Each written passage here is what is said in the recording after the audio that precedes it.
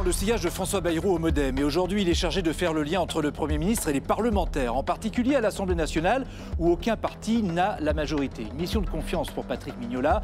L'enjeu pour le gouvernement et le Premier ministre étant de durer. Est-ce que ça va tenir jusqu'en 2027? C'est le pari. Patrick Mignola, ministre des Relations avec le Parlement, a été invité de LCP, l'indice et politique.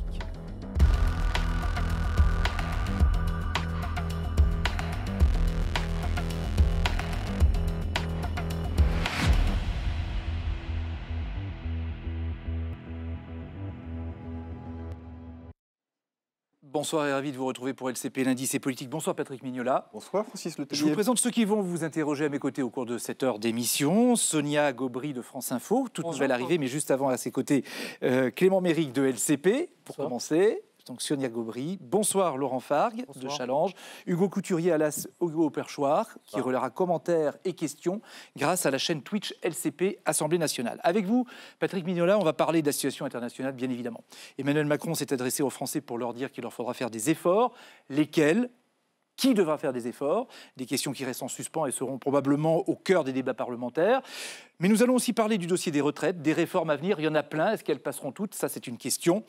Et puis avec l'invité face à vous en fin d'émission, on parlera de la natalité qui baisse en France et c'est un vrai enjeu. L'Ukraine d'abord, qui va être au centre des préoccupations du gouvernement cette semaine évidemment, comme la semaine dernière déjà, avec probablement des retombées sur le travail parlementaire, et notamment une question sur le financement de l'effort de défense. Parce qu'il a été question ces derniers jours de créer un nouveau livret d'épargne pour financer la défense, ou bien, il y a une autre solution, de consacrer une partie des sommes du livret A pour financer les nouvelles dépenses de défense. Quel est le scénario le plus plausible? Alors c'est en effet, comme vous l'avez souligné, une initiative pour faire appel à de l'épargne privée plutôt que de faire du rabot budgétaire. C'est-à-dire que qu'est-ce qui est nécessaire pour que la France soit force de paix? Je le dis comme ça parce que dans force de paix, il y a force.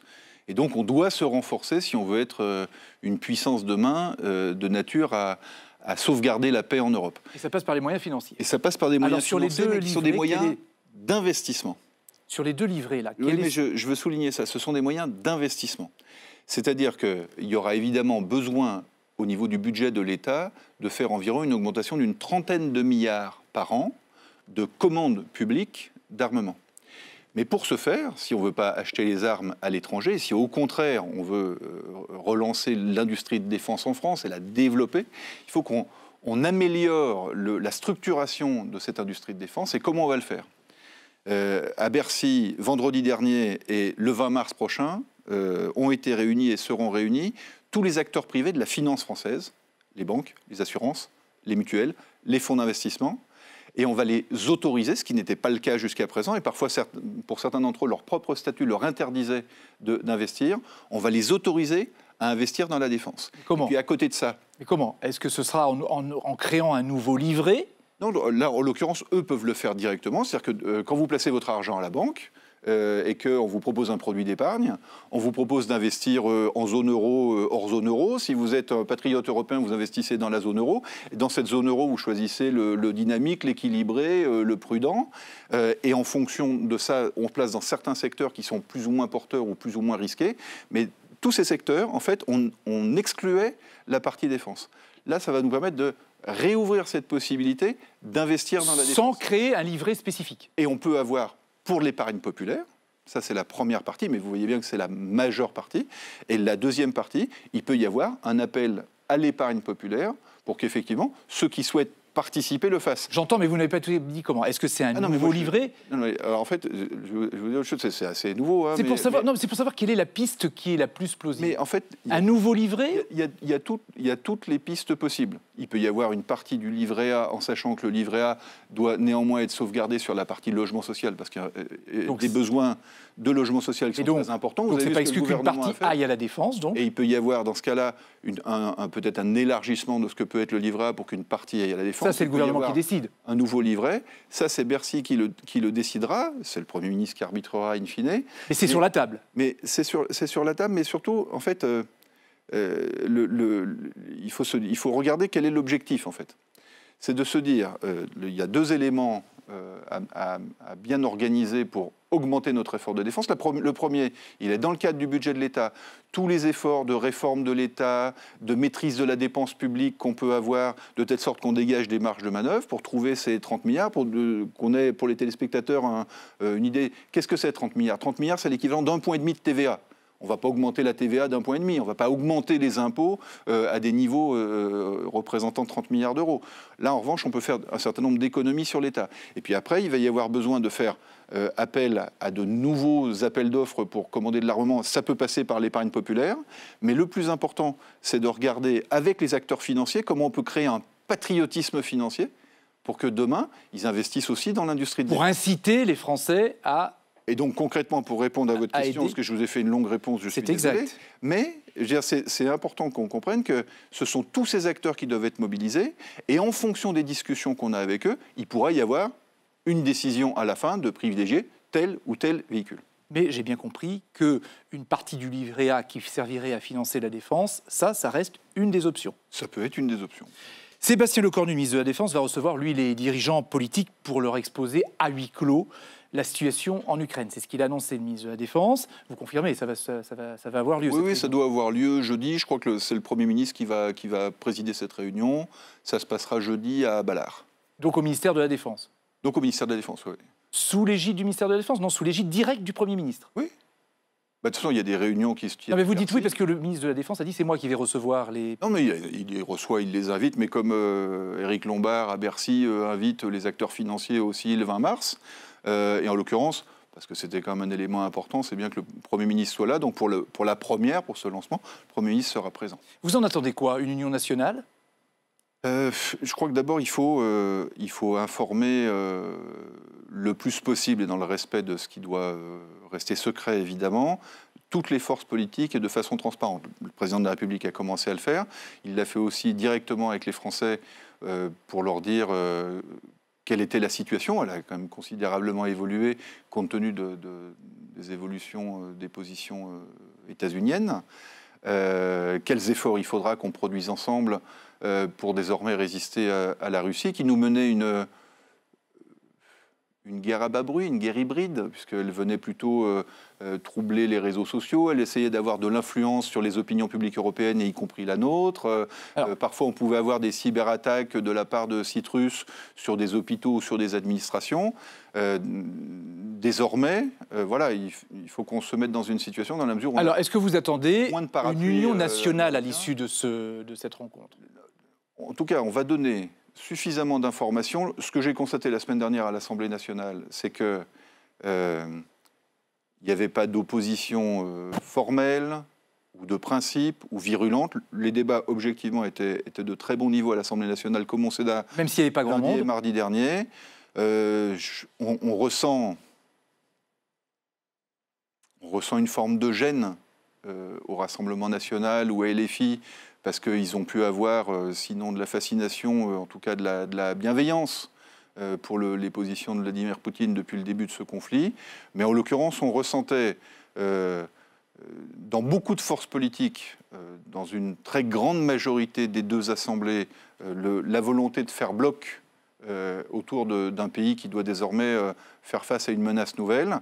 Et même aux deux bords de l'hémicycle, la volonté de travailler et de s'écouter, c'est suffisamment rare pour être souligné. Juste une chose avant de passer la parole à Clément Méric, il y aura d'autres débats comme ça au Parlement sur l'Ukraine? Aussi souvent que nécessaire. C'est-à-dire D'ailleurs, il y en a un dès demain soir, c'est une proposition de résolution qui a été déposée par le groupe Lyot sur les avoirs russes.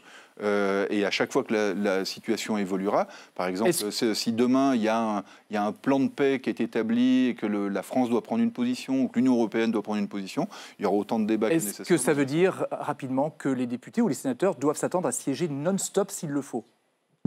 Si la situation l'exige, de toute façon, l'Assemblée nationale et le Sénat l'ont déjà fait. Non, il y a les vacances parlementaires. Oui, non, mais l'Assemblée nationale et le Sénat, vous savez que lorsqu'on a eu la crise Covid, par exemple, on avait accepté à l'époque, évidemment, de siéger pendant les vacances parlementaires. De supprimer les vacances parlementaires. Voilà. Donc ça pourrait être le même cas si la situation se présentait.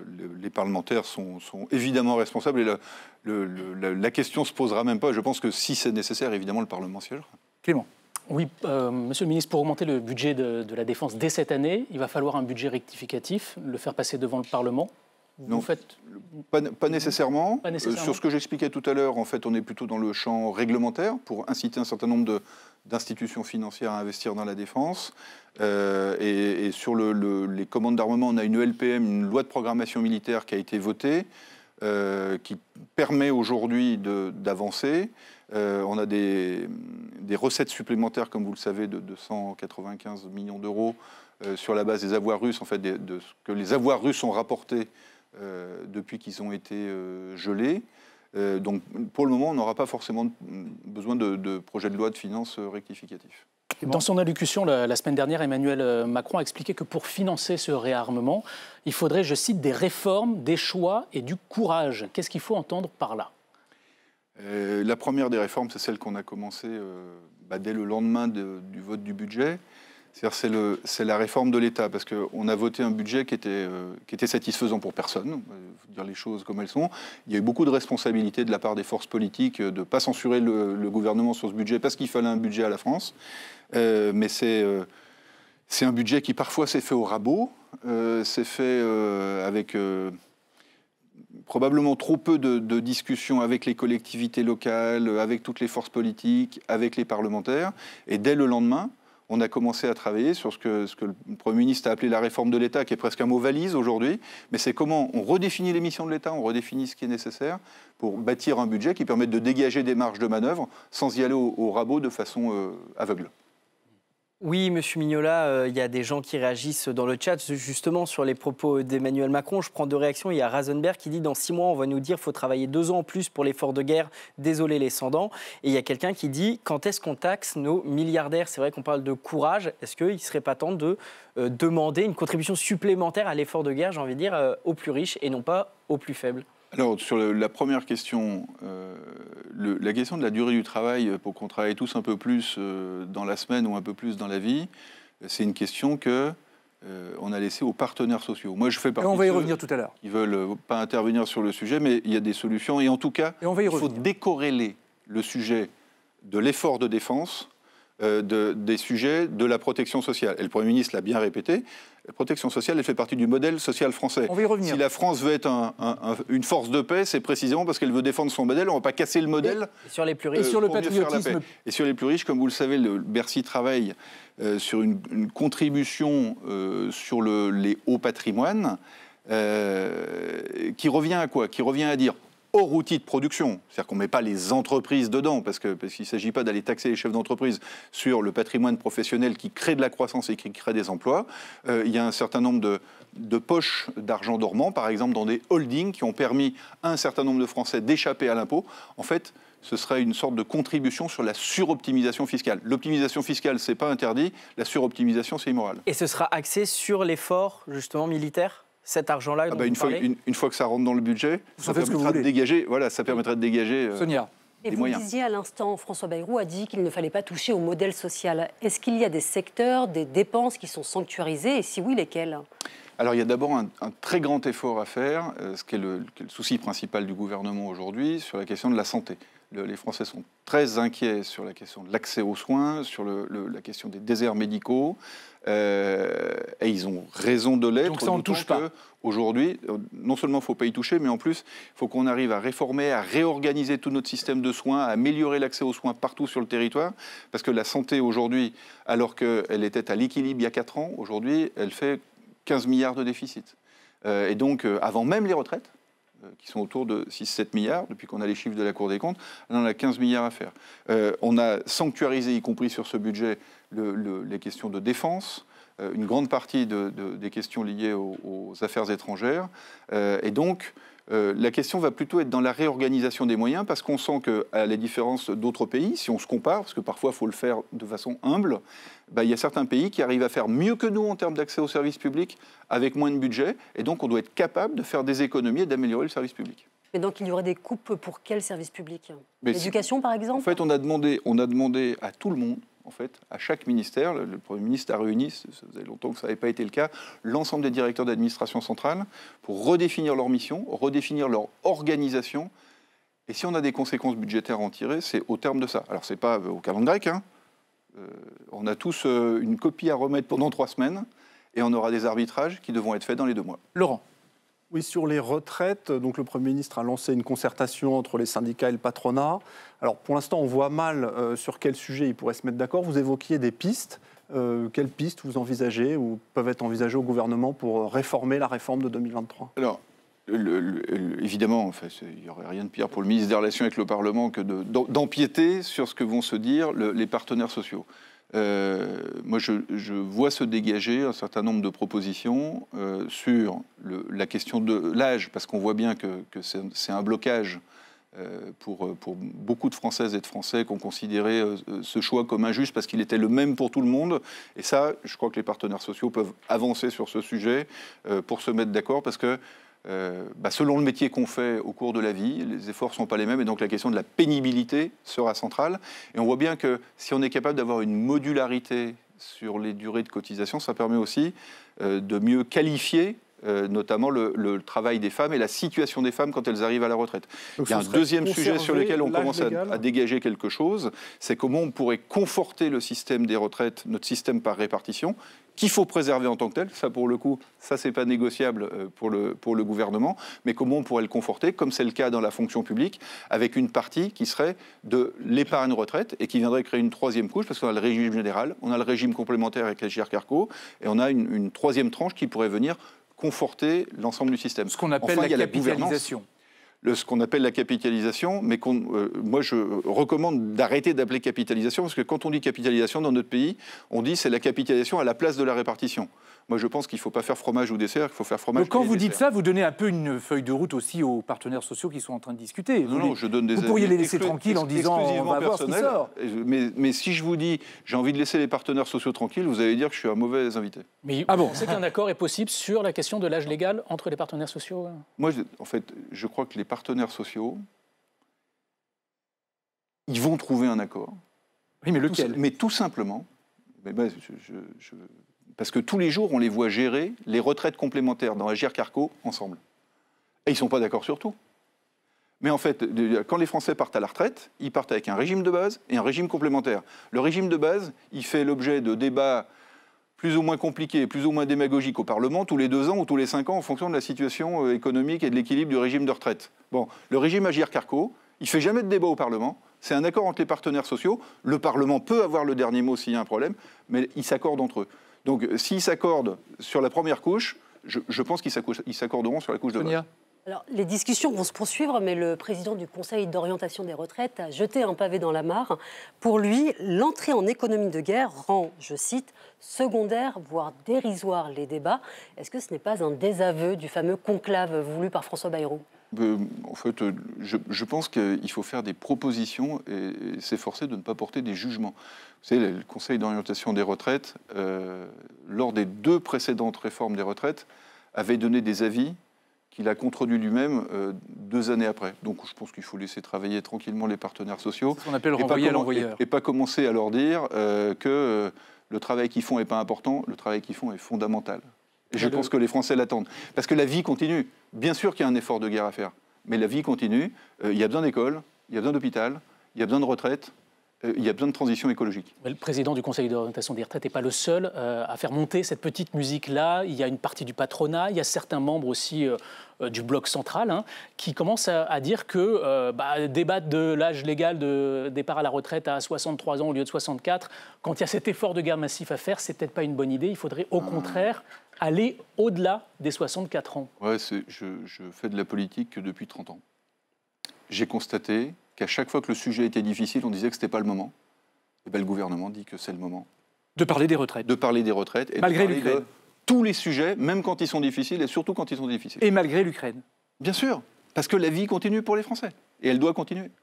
Et autre question sur les retraites, est-ce que le gouvernement pourrait reprendre une hausse des cotisations retraite si toutefois ça ressortait des négociations entre les partenaires sociaux? Tout est ouvert, rien n'est interdit, il n'y a pas de question taboue, sauf la remise en cause du système par répartition.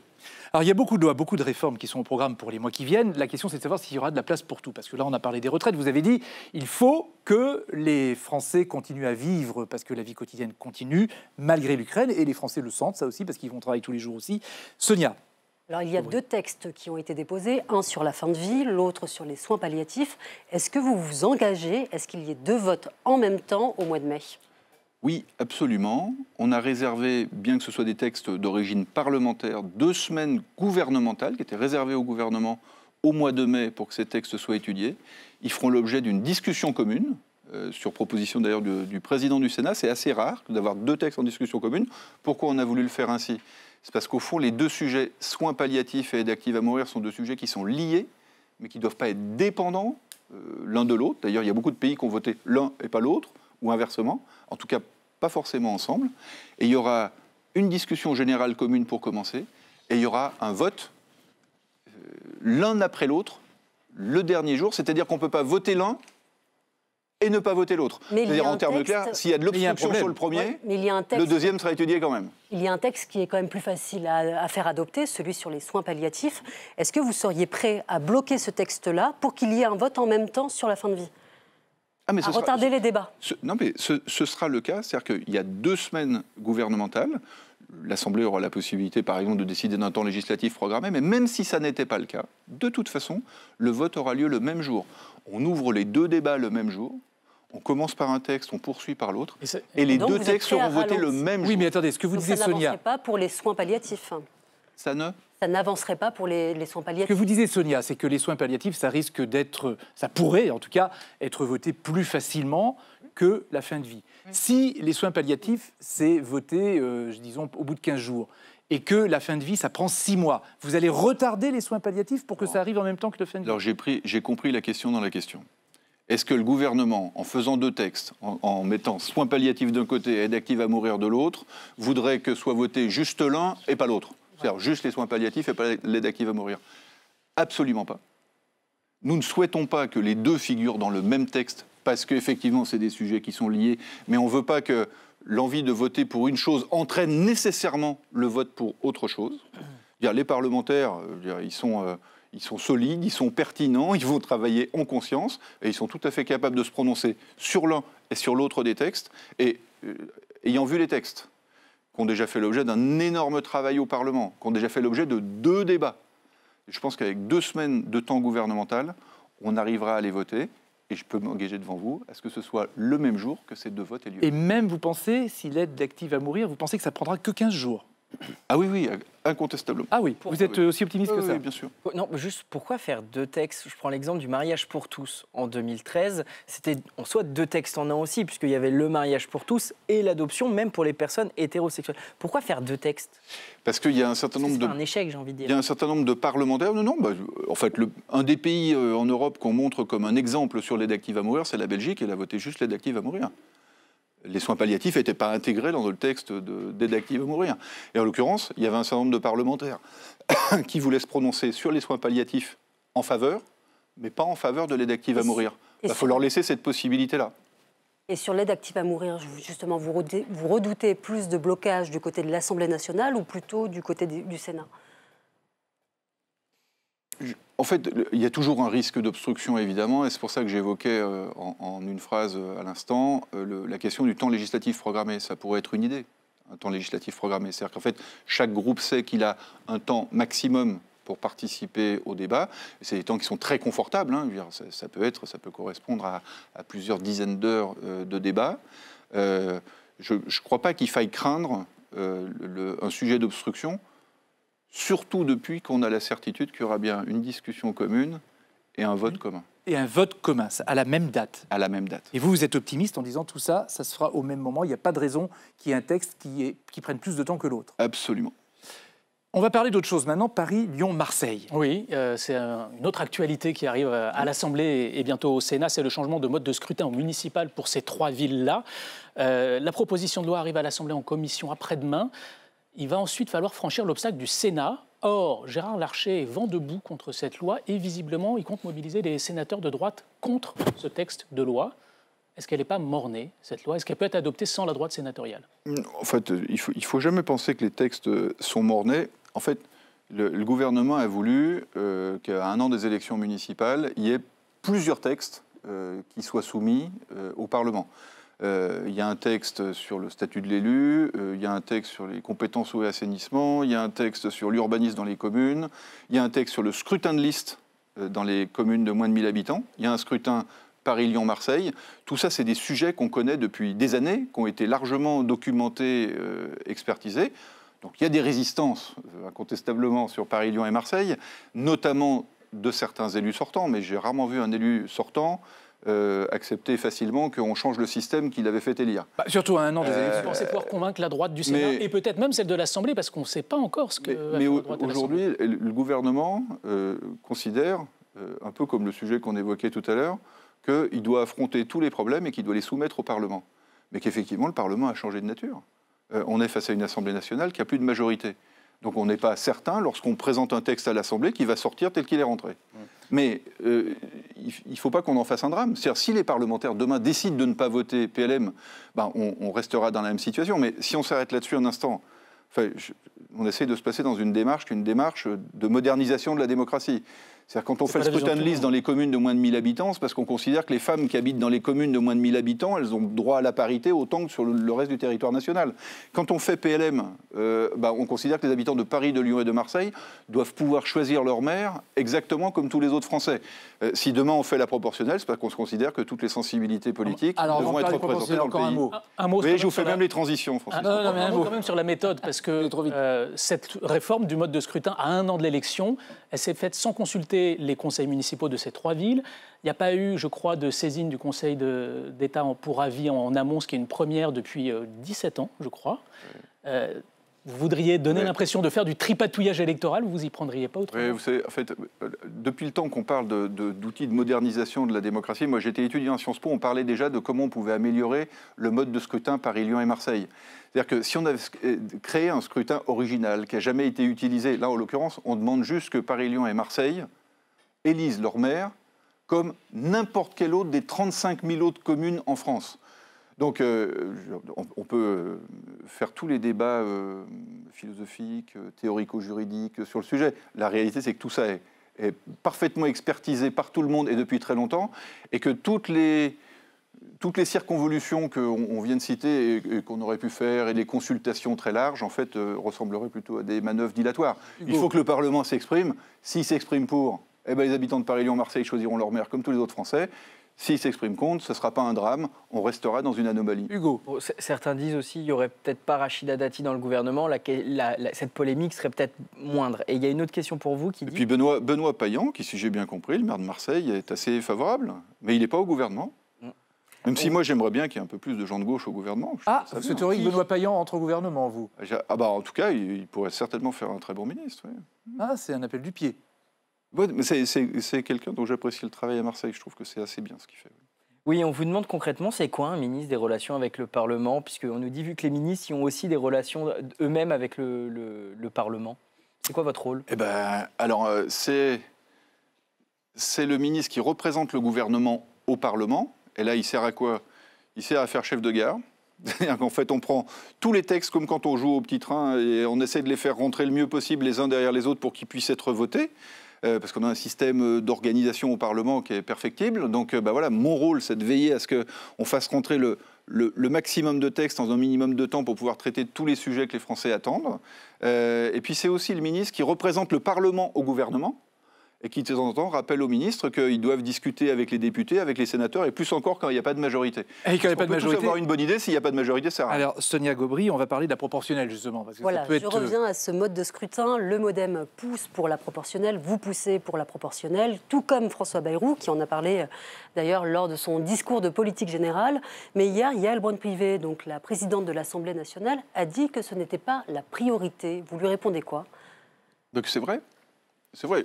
Moi, de toute façon, je suis à peu près toujours d'accord avec Yaël Braun-Pivet, chacun le sait, parce que je fais partie de mes amis et c'est un honneur pour moi. Donc de temps en temps, je peux être en désaccord, mais là, je suis d'accord. Ce n'est pas la priorité du moment, parce que là, on est plutôt sur le bloc des collectivités locales. On a plutôt vocation à venir sur le mode de scrutin législatif au printemps. Le Premier ministre a commencé des consultations avec l'ensemble des forces politiques, et c'est sur la base de ces consultations qu'on pourra présenter un texte. Parce qu'il y a un certain nombre de partis politiques qui sont farouchement opposés à la proportionnelle, mais ils sont de moins en moins nombreux, de plus en plus minoritaires. Et la question, c'est plutôt quel type de proportionnelle. Est-ce qu'elle doit être régionale? Est-ce qu'elle doit être départementale? Tout le monde a son avis. Est-ce qu'il doit y avoir une présidence? Si vous écoutez tout le monde, vous n'en sortez pas. Et donc il faut... enfin, bonne chance. Moi, pour le coup, j'ai un avis assez simple, c'est qu'on a déjà utilisé un scrutin proportionnel en France en 1986. C'était la proportionnelle qui avait été mise en place par François Mitterrand. Par département, comme ça, on garde de la proximité. Et intégrale. Et elle est intégrale. Ça permet une juste représentation de tout le monde. Et puis, le cas échéant, et c'est les discussions qu'on a en ce moment avec les forces politiques, il pourrait y avoir un choix pour qu'on reste au scrutin majoritaire sur les plus petits départements. Parce que ça revient un peu pro même, dans ce cas-là, c'est bien de garder les circonscriptions dans des départements qui sont moins peuplés. Et puis, à partir d'un certain nombre de députés, moi j'avais déposé les 2 propositions de loi quand j'étais député, et on avait dit soit on fait l'intégrale départementale comme du temps de Mitterrand en 86, qui au passage d'ailleurs, je le signale à toutes fins utiles, avait dégagé une majorité. Donc là, on est dans une Assemblée nationale où le scrutin majoritaire n'a pas dégagé de majorité. Oui, et à l'époque, il y avait un scrutin proportionnel qui avait dégagé une majorité. Et il y a une deuxième possibilité, c'est de dire, un peu comme au Sénat, dans les petits départements, on est élu au scrutin majoritaire, et dans les gros départements, on est élu à la c'est 2 députés. Ça peut, après, il peut y avoir toutes les barres possibles. Au Sénat, si on faisait le même mode de scrutin, au Sénat, c'est à partir de 2 sénateurs, ça correspondrait à partir de 5 ou 6 députés à l'Assemblée. Vous parliez des partis qui sont farouchement opposés, ceux qui sont favorables, comme le Rassemblement national par exemple. Que disent-ils en ce moment? Aujourd'hui, ils sont toujours favorables. Et ils ont demandé d'ailleurs pourquoi on n'avait pas inscrit le scrutin proportionnel là, dans les 3 mois qui viennent. C'est parce que, comme le dit la présidente de l'Assemblée nationale, c'est pas la priorité absolue du moment. La priorité absolue du moment, c'est tous les sujets qu'on vient d'évoquer sur le plan économique, social, écologique et de défense. C'est, s'agissant des institutions démocratiques, le sujet des municipales, parce qu'on est à 1 an des municipales, sur le mode de scrutin législatif. Voilà, on peut programmer ça à l'automne.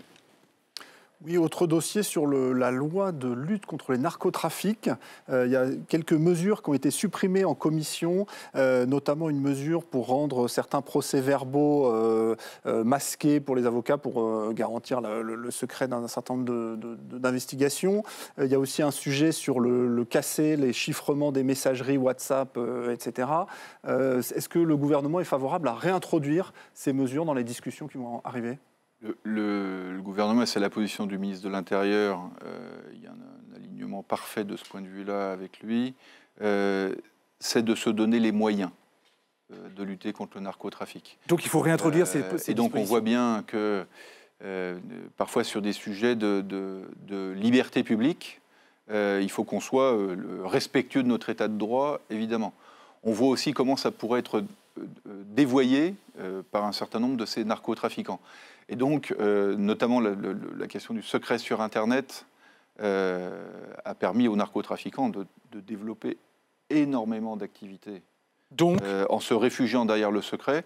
Donc je pense que l'Assemblée aurait intérêt en séance plénière à réintroduire ces dispositions, parce que sinon... sur les messageries cryptées. Sur les messageries cryptées. Donc le gouvernement va demander à ce que ce soit réintroduit. Ah oui, parce qu'il faut... Mais sur la mise à l'écart de certaines données concernant les enquêtes des narcotrafiquants. Il faut regarder en détail ce que ça représente par rapport aux droits de la défense, parce que de ce point de vue-là, il y a des réglementations qui est très claire sur les libertés publiques. Il faut qu'on l'expertise d'ici le passage en séance. Mais vous y tenez moins, ça a l'air moins... Ce à quoi on tient, c'est de se doter d'une législation d'exception pour lutter contre le narcotrafic. Donc voilà, il faut que le travail revienne avec les syndicats de police, avec les syndicats de magistrats, qu'on soit capable, d'ici la séance, de se doter du meilleur... Et des séances qui sont parfois houleuses, vous le savez bien. Hein, vous le savez, ça. Oui, oui. Vous avez eu une idée. J'ai même été surpris. Vous voudrez revenir sur une idée que vous avez eue, justement. Oui, vous proposez de mettre davantage de micros dans l'hémicycle et de les laisser ouverts tout le temps pendant le temps des débats en séance. Pourquoi ? Vous voulez démontrer quoi ? Alors, c'est presque une provocation de ma part, mais parce que, comme je le disais tout à l'heure, le rôle du ministre des Relations avec le Parlement, c'est de veiller à ce qu'on respecte les parlementaires. Et pour respecter les parlementaires, le premier des respects, c'est déjà qu'ils se respectent entre eux.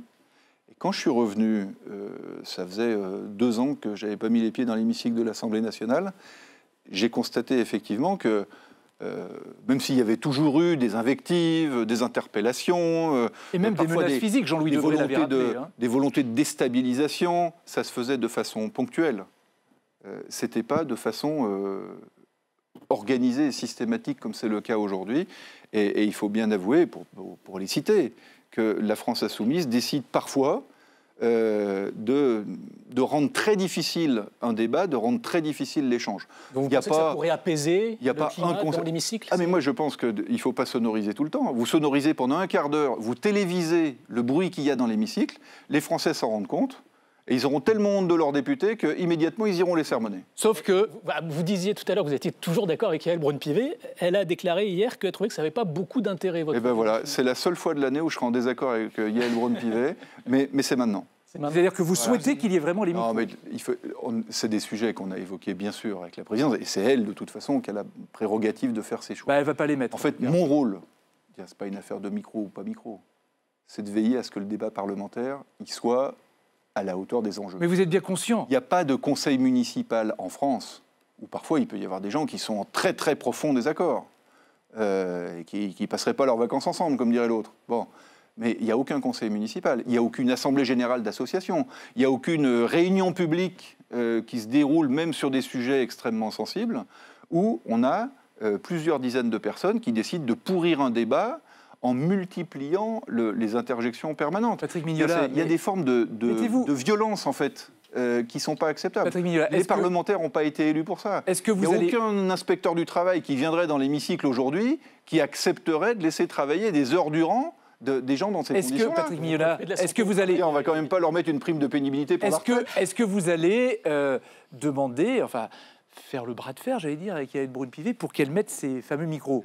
Non, mais jamais je ferai de bras de fer avec la présidente de l'Assemblée. C'est elle qui a la prérogative de ce type de décision. Parce que quand vous dites qu'il faut mettre des micros pour apaiser, vous laissez même penser qu'elle ne sait pas maîtriser l'Assemblée nationale. Non, en plus, ce n'est pas le cas. Je crois qu'elle l'a rappelé elle-même. Elle est la présidente qui a mis le plus de sanctions. Voilà. Moi, ce que je dis, c'est qu'en fait, j'appelle juste chacun à la responsabilité. On a des sujets qui sont extrêmement lourds. Vous voyez là, on a évoqué le sujet des retraites, on a le sujet de la fin de vie. On a eu des débats budgétaires qui étaient très importants et que les Français attendaient. On aura probablement des débats d'immenses responsabilités sur le plan géopolitique et sur le plan de la défense nationale. Ce n'est pas parce qu'on est en désaccord qu'il faut empêcher les autres de parler. Voilà. Il y a des gens qui disent, les centristes aussi, ils ne sont pas les derniers. On se souvient de l'obstruction qu'il y avait eu lors de la niche insoumise, où il y avait eu énormément d'amendements qui avaient été déposés par le centre. On a aussi Fabien Di Filippo pendant la niche écologiste. Est-ce qu'il n'y a pas aussi une forme de responsabilité? Et aussi, quel équilibre trouver? Moi, je commente le Parlement tous les jours sur Twitch, entre les moments où les séances sont calmes, mais les gens disent « Oh, c'est chiant, on s'ennuie », et les moments où ça part en bololo, pour citer un ancien Premier ministre, et les gens disent « Oh, mais quelle image, ils sont payés avec nos impôts, c'est dégueulasse ». Quel équilibre trouver? L'équilibre, c'est d'être respectueux les uns des autres, même si on peut évoquer et faire valoir de très profonds désaccords. Moi, quand j'étais dans l'hémicycle de l'Assemblée nationale, je n'étais pas connu pour être particulièrement calme et clément vis-à-vis de mes adversaires ou de mes concurrents politiques. En revanche, maintenant, en plus, on l'a documenté. C'est-à-dire qu'il y a un certain nombre d'instituts, de chercheurs qui ont travaillé sur la polarisation de la vie publique, avec des termes, des mots, des phrases, des oppositions très dures, de la violence verbale qui est utilisée de façon systématique. En fait, le bon sens que tout le monde comprend parmi ceux qui nous regardent, et vous le savez bien aussi, c'est que quand on est en désaccord, le principe même de la démocratie, c'est de trouver un mode de débat qui permet d'exposer ces désaccords sans aller à la violence. Vœu pieux. Donc on n'a pas le droit de les empêcher par la violence. C'est mon rôle de le dire. Ça va faire 3 mois à la fin de la semaine que François Bayrou est à Matignon. Et c'est au bout de 3 mois, vous vous souvenez, que Michel Barnier avait été censuré. Bon, alors depuis, le budget 2025 est passé. Vous nous souhaitez que du bien. Non, je vous dis, depuis, le budget 2025 est passé. Ouf, ça, c'est déjà un risque en moins. Mais le parcours d'embûche n'est pas terminé. Oui, et je vais vous parler de la méthode Bayrou. On a un Premier ministre qui reste assez flou. Avec lui, la parole des ministres est libre. C'est même la polyphonie, pour reprendre le terme employé par Sophie Primas, la porte-parole du gouvernement. Est-ce que ne pas trancher, c'est la bonne méthode pour ne pas être censuré? Je ne suis pas d'accord avec la conclusion que vous en tirez. Ce n'est pas parce qu'on laisse de la liberté aux ministres, parce que François Bayrou a choisi un certain nombre de poids lourds pour occuper les principales responsabilités gouvernementales. Ce n'est pas parce que vous recherchez le compromis. Et oui, on assume de chercher le compromis à tout prix, et le compromis, ce n'est pas la compromission. On essaye de faire travailler ensemble des gens différents. Donc on est capable parfois de mettre de l'eau dans notre vin. ça ne veut pas dire ne pas trancher. Quand on réouvre le sujet de la retraite et qu'on veut faire la réforme de la réforme, quand on vient sur des sujets de défense nationale, quand on vient sur des sujets de narcotrafic, sur la simplification, sur ceux de la fin de vie, on n'évite aucun débat. On a quand même du mal à voir la vision de François Bayrou. Certes, il réouvre le débat sur les retraites, mais que veut-il réellement? Alors, la vision de François Bayrou, si vous voulez que je vous la résume, il l'avait fait plus longuement que ça dans sa déclaration de politique générale. C'est autant de liberté que possible, autant de solidarité que nécessaire. C'est ça une société. Mais est-ce que le vrai risque, c'est pas... démocratiquement, c'est considérer que la démocratie, c'est élever à son plus haut degré conscience et responsabilité du citoyen. C'est deux choses. Vous voyez, c'est une vision économique, écologique et sociale qui fait liberté et solidarité. Et c'est sur le plan démocratique, confiance dans la conscience et la responsabilité du citoyen. Justement, sur la réforme des retraites, est-ce que le vrai rendez-vous pour François Bayrou, ce n'est pas justement cette réforme avec un risque de censure à la fin? Si, c'est possible. C'est pour ça que, justement, je trouvais que, quand vous disiez qu'on ne tranchait pas, au contraire, nous avons dit dès le départ, et c'était un engagement qu'on avait pris auprès du Parti socialiste d'ailleurs, que le Parlement aurait le dernier mot. C'est-à-dire que sur la base des conclusions du conclave, avec un risque de censure, sociaux, on viendra devant le Parlement et il y aura à ce moment-là un risque de censure. Est-ce que, vous savez, en matière sociale, ce sera toujours le verre à moitié plein ou le verre à moitié vide? Est-ce que d'aucuns voudront voir le verre à moitié vide forcément pour reprovoquer une crise au mois de juillet? Peut-être. Nous, en tout cas, on fera le travail le mieux possible avec les partenaires sociaux parce qu'on pense qu'il y a des voies d'amélioration de la réforme. À propos des socialistes, Clément. Justement, il se trouve que la concertation sur la réforme des retraites, elle va prendre fin à peu près au même moment où va se tenir le congrès du Parti socialiste. Est-ce que vous craignez que les enjeux de ce congrès ne s'invitent dans ce débat sur les retraites et ne puissent accélérer la chute du gouvernement? Oui. Parce qu'il y a toujours des risques de surenchère quand il y a des compétitions internes aux partis politiques, mais ça vaut aussi pour les Verts, ça vaut aussi pour la présidence de LR, ça vaut évidemment pour le congrès du PS. Et non, parce que moi je crois que le Parti socialiste est un parti de gouvernement, comme les Républicains, comme les Verts, je le crois. Donc ça dépendra de qui gagnera le congrès du PS. Et qu'à un moment donné, mais non, mais je pense que chacun mesurera sa responsabilité. Nous, on a dit notre ouverture au compromis sur tous les grands enjeux à venir. Parfois, on ne sera pas d'accord. Parfois, on est en opposition assez frontale avec le Parti socialiste. Ben mais, oui, vous ils sont dans l'opposition. Mais vous dites le congrès du PS, ça peut peser quand même sur l'avenir du gouvernement. Mais ça peut peser parce que, voilà, dans la chaleur des dernières semaines et les nuits des congrès, il peut toujours se passer quelque chose. Mais ce que je crois, c'est que chaque famille politique a bien perçu lors de la censure le coût que ça avait représenté pour les Français et le coût que ça avait représenté pour eux. Y compris le Rassemblement national, parce que Jordan Bardella explique depuis longtemps qu'il prépare son parti à la prochaine dissolution. Oui. Une censure du gouvernement en juin, ça permettrait peut-être de provoquer cette dissolution en juillet. Mais moi, je travaille au service des Français et je ne prépare pas ma famille politique à la dissolution. Vous n'y croyez pas? Non. Sonia? Parce que moi, je pense qu'on parviendra à trouver des compromis politiques dans ce pays qui n'a pas l'habitude de le faire, mais parce que maintenant, c'est devenu nécessaire. Il y a aussi le congrès des Républicains au mois de mai pour élire le futur président du parti. Laurent Wauquiez ou Bruno Retailleau, ça change la donne pour le gouvernement? Je ne crois pas. Je crois que c'est aussi une famille politique qui désormais fait partie de du socle politique qui soutient le gouvernement. Il y aura forcément, quand on joue la présidence d'un parti, la volonté de se distinguer des autres. Et donc... ils vont plus souvent valoriser les différences qu'ils ont avec le gouvernement que les points de convergence. Bon. Il vaut mieux avoir Bruno Retailleau à la tête du parti qui est déjà dans le gouvernement que Laurent Wauquiez qui est à l'extérieur, non? Objectivement, je travaille très bien avec l'un et avec l'autre. On est assez éloignés en termes de conviction et de réflexe sur un certain nombre de sujets. Moi, il y a plein de sujets sur lesquels je ne suis pas en accord avec Bruno Retailleau. J'arrive à travailler avec lui au sein du gouvernement. Et avec Laurent Wauquiez, on s'est pas mal bagarré lorsqu'on était en région Auvergne-Rhône-Alpes. Mais on arrive à travailler ensemble. Sur quoi vous n'êtes pas d'accord avec Bruno Retailleau?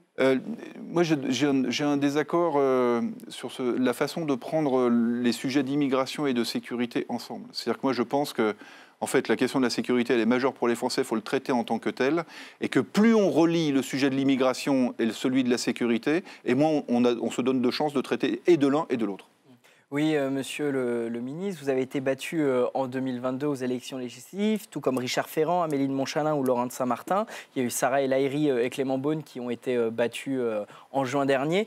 Dans une situation de défiance envers les responsables politiques et notamment de la majorité, est-ce que vous ne craignez pas d'alimenter un sentiment qui pourrait vous balayer aux prochaines élections, de ce recasage? On parle de Manuel Valls aussi qui revient un peu d'une défaite électorale également.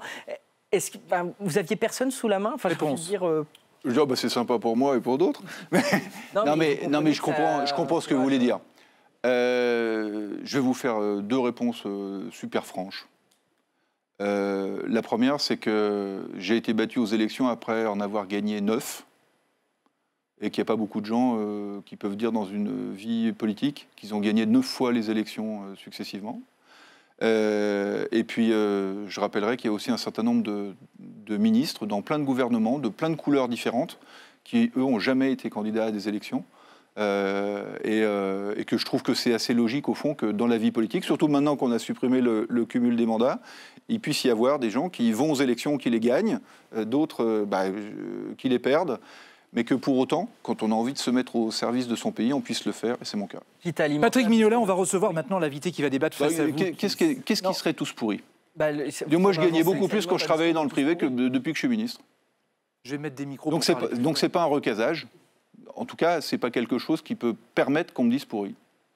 On va recevoir maintenant l'invité qui va débattre face à vous, Maxime Sbailly, qui est économiste. Il s'intéresse aux générations futures et voici son portrait signé Marco Pommier. Face à vous, Patrick Mignola, un libéral dans l'âme. Économiste, chroniqueur pour le journal L'Opinion, directeur d'un think tank dédié à la révolution démographique. Une démographie au bord de la décroissance. L'an dernier, 663 000 bébés sont nés en France, un chiffre historiquement bas, du jamais vu depuis 1945. Résultat, quand nos EHPAD se remplissent, nos maternités et nos écoles désemplissent.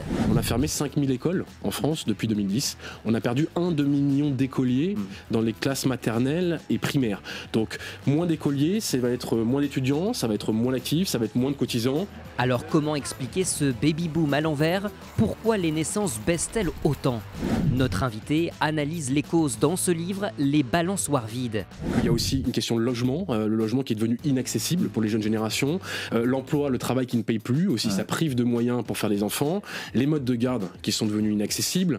Et cette dénatalité ne touche pas seulement la France, le phénomène est mondial, obligeant les pays à faire des choix de société. 3 voies possibles selon notre invité, la procréation, l'immigration ou la robotisation des métiers. Il y a un an, Emmanuel Macron appelait au réarmement démographique. Je pense que le rôle de l'État n'est pas d'inciter ou d'encourager à avoir des enfants ou de prioriser des modes de vie sur d'autres. Alors comment relancer la natalité? Face à vous, Maxime Sbailly. Et on va accueillir Maxime Sbailly sur ce plateau. Bonsoir, vous êtes économiste, je vous laisse saluer le ministre. Bonsoir, merci d'être avec nous sur ce plateau. Le temps de vous installer, parce qu'effectivement, il était rappelé tout à l'heure que l'an dernier, Emmanuel Macron avait parlé de réarmement démographique sur fond de baisse de la natalité en France. Est-ce qu'il faut s'en inquiéter? Et surtout, c'est un pays qu'il va falloir relancer presque. Oui, monsieur le ministre, bonsoir. Je suis venu ici vous parler d'un sujet qu'on n'a pas trop l'habitude d'aborder, la démographie, et qui néanmoins est un sujet majeur, puisqu'il est en train de transformer notre pays, notre société, notre continent même, puisque l'Europe est le continent de la dénatalité et du vieillissement. Et on a effectivement une pyramide des âges en fait, qui ne ressemble plus du tout à une pyramide. Alors elle grossit par le haut, on sait pourquoi, c'est la génération des baby-boomers, cette fameuse génération très nombreuse d'après-guerre, qui a remonté les classes d'âge, qui aujourd'hui est pour 18 millions à la retraite et qui va continuer à grossir. Donc un nombre record de retraités qui passe un temps record à la retraite. Forcément, ça pose des gros problèmes de financement. Et puis, sur le bas de la pyramide, on commence à avoir quelque chose qui se profile, qu'on comprend un peu moins, mais qui en tout cas est assez clair, puisqu'on voit que depuis 15 ans, les naissances en France ont baissé de 22%. Donc c'est pas rien. On pensait pendant longtemps être résistant à la dénatalité. On était un peu le pays que le reste du monde admirait pour ses maternités pleines. Aujourd'hui, c'est plus le cas. Et on a ce miroir démographique qui est complètement inédit pour la France. Tous nos voisins qui sont confrontés à ces problématiques-là, puisqu'on n'est pas les seuls, ont tiré des conclusions sur leur modèle social, sur leur économie, sur leur société, sur l'âge de départ à la retraite, assez unanimes. Et nous, en 2025, on vit à l'heure d'un conclave qui entretient l'illusion, en tout cas pour les prochaines semaines, qu'on va pouvoir travailler moins longtemps. Des fois, j'ai l'impression qu'on est dans un univers parallèle. Comment est-ce que vous expliquez ce décalage entre la démographie de la France et la réalité syndicale, politique des discours qu'on entend?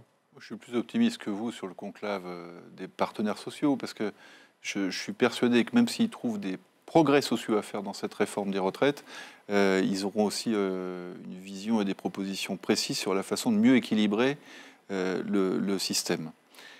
Ce que vous soulignez, c'est la nécessité c'est même l'obligation qu'on a de faire redémarrer la démographie dans notre pays.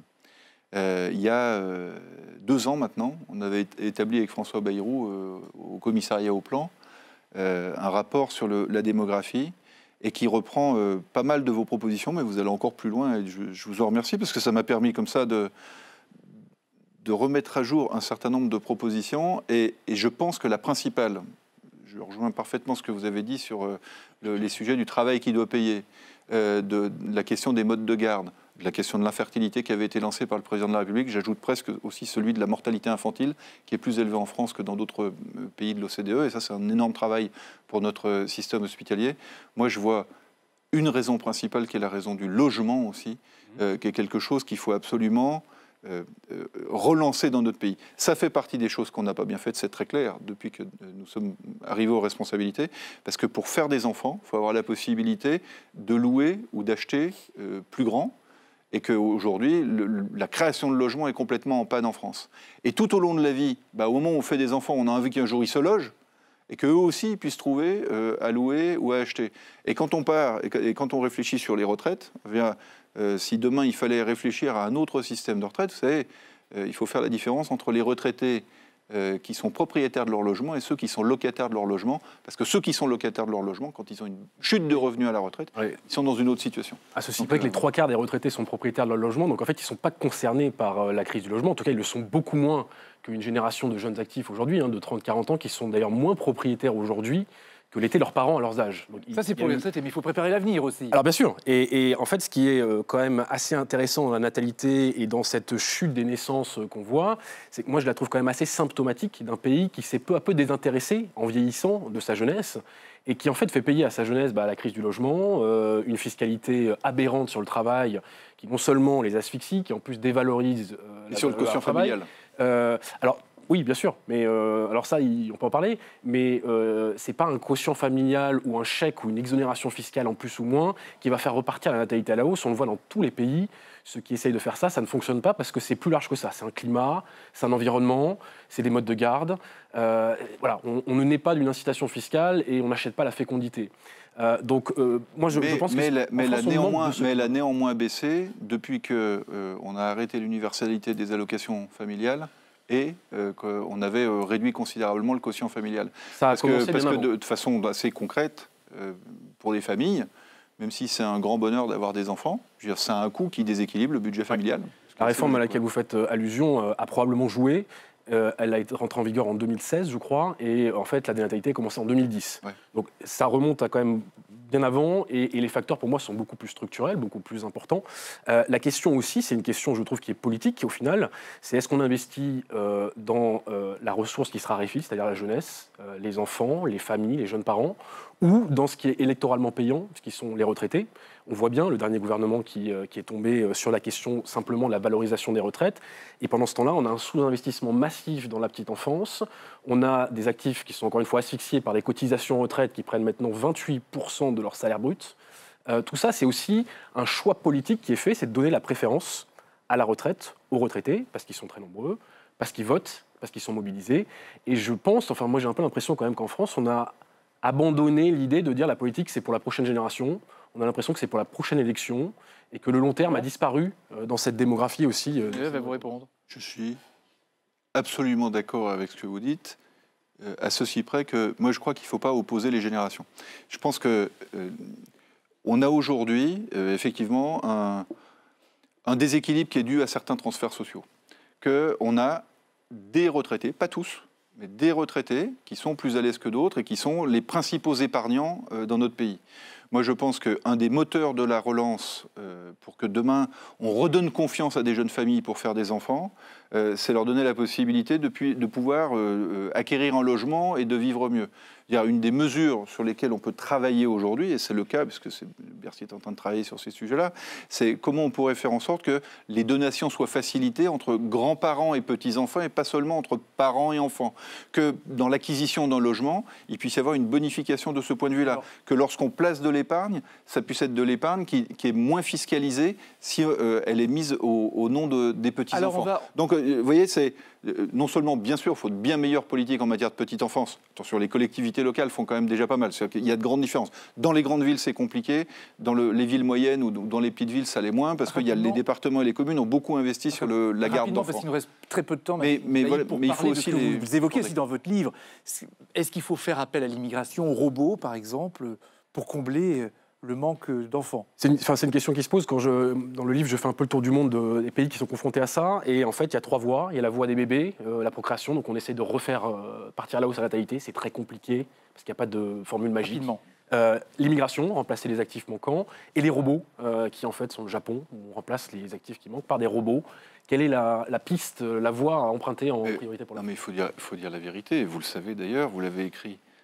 Aujourd'hui, l'augmentation de la population française, elle ne se fait pas par le sol naturel, elle ne se fait pas par les bébés, elle se fait effectivement par l'apport de l'immigration. Et donc l'immigration est une chance pour la France. Tout ce que ça peut représenter aujourd'hui de débats, de polémiques, d'irritants dans le monde politique, ça doit nous inviter évidemment à redonner confiance. C'est-à-dire que ce que je crois fondamentalement, c'est qu'on fait des enfants quand on a confiance à l'avenir, quand on a envie de leur transmettre quelque chose. Et les robots? On a le sentiment que le pays... Mais la robotique, c'est déjà parti. Et on investit là-dedans, et France 2030 met de l'argent là-dedans, et c'est formidable. Internationaux en France. Mais oui, vous avez vu qu'il y a quelques entreprises qui sont en difficulté en ce moment, sur lesquelles le gouvernement travaille pour les soutenir en matière de robotique. Mais derrière tout ça, c'est d'abord la confiance dans nos valeurs et dans notre pays qu'il faut reconstituer. Alors, je ne sais pas si ce gouvernement fait tout bien, mais en tout cas, il le fait dans ce sens. Eh bien, on va s'arrêter là-dessus, sur cette conclusion. Merci Maxime Bailly. Merci à mes confrères et consoeurs de m'avoir accompagné ce soir. Et merci Patrick Mignola d'avoir accepté notre invitation dans l'Indice et politique sur LCP qui revient la semaine prochaine. Bonne soirée, merci, à bientôt.